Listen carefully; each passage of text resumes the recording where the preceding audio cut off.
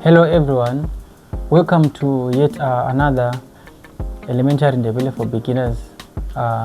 Today we are going to discuss, or we are just going to talk about things that we encounter in our everyday lives.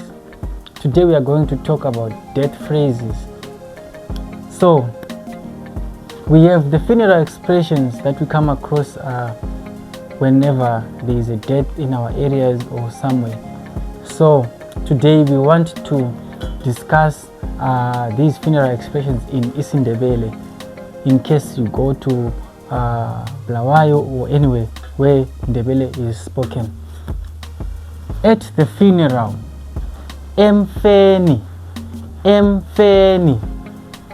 The funeral itself, imfa. Then we have this expression, sorry for your loss. In Shona they say nematambudziko. So in Ndebele, when we arrive at a funeral, we will just shake people's hands, then we say langa lezo. So the dead person himself or themselves, we call them umuyi.